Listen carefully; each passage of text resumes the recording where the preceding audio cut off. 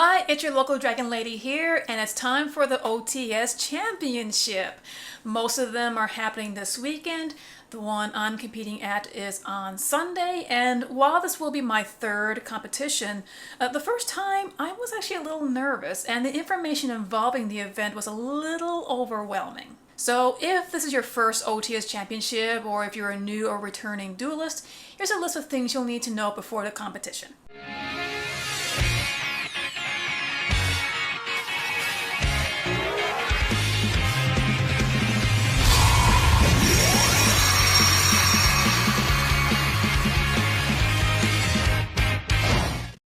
Section 1.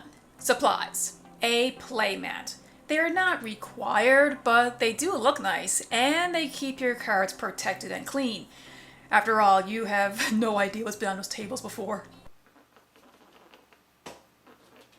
There's my little rat! Ooh, come here. Your cards. It would be pretty embarrassing to show up without a deck. If you plan on playing Mystic Mine, a helmet would not hurt either. 2 sets of sleeves. It's really important that you sleeve your deck with either new or close to new card sleeves. Older sleeves that have wear and tear can make your card look more distinguishable, and it can be called out for card marking. This is a form of cheating in which card sleeves are slightly altered in a way that allows you to identify which card is which. You don't want to be accused of that, so make sure your sleeves are in top condition.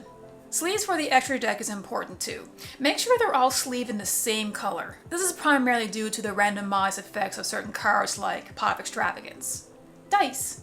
Most people use these to decide who goes first. They're also used for card effects and counters, so if any of your cards has those kind of effects, be sure to have enough dice. If you have a card that relies on coin tosses, have a coin. A run-of-the-mill quarter will do. Pen and paper. It is official rules that state that you record your life points with pen and paper. If you're like me and you're not the greatest with math, you can have a calculator to calculate damage, but remember to write them down. You never know when a written account of your life points may be needed for a judgment call. Your Konami ID card. If you participate in official store locals, you should already have one. If not, you can register for one at the store before the OTS Championship starts. Even if you don't make the top cut, you will still be able to earn points. And one of the most important items of all, your deck list. OTS Championships are classified as a Tier 2 event, so they require you to submit the contents of your deck.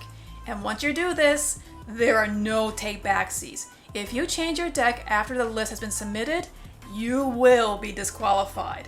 No exceptions. So make sure what you submit is what you really want to play. Section 2. Conduct. In my experience, Tier 2 events feel pretty much the same thing as a Tier 1. Everyone is friendly and having a good time. The main difference is the formality of the rules, so it is important to brush up on the rules if you've been out of the game for a while. Know your deck inside out. Whatever deck you play, make sure you know the rulings and the effects. Combo decks can take a long time to carry out. However, if you know the combos really well, it won't take as long to perform. Don't be rude.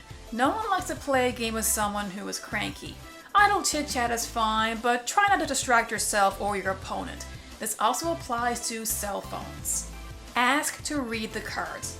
A lot of the time we will need to read what our opponent's card does, but don't just snatch the card away from them. Be polite and ask if you can see their card. The same is applicable to card stealing effects.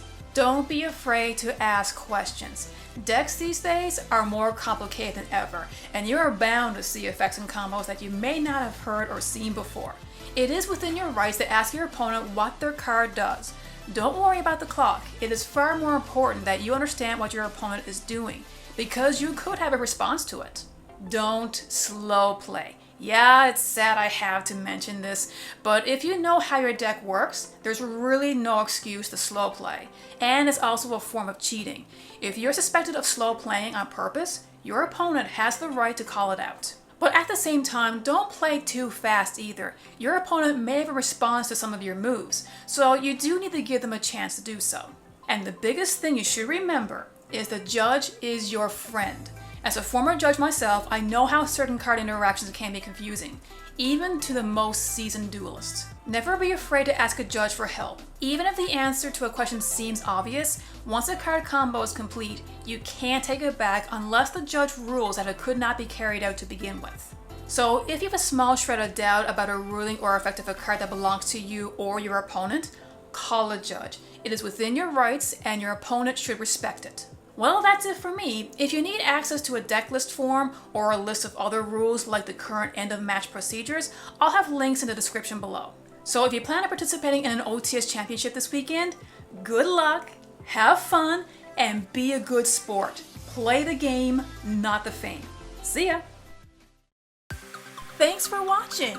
If you like what you see, subscribe and be sure to click on the bell for notifications. You can also check me out on Facebook. The link is in the description below.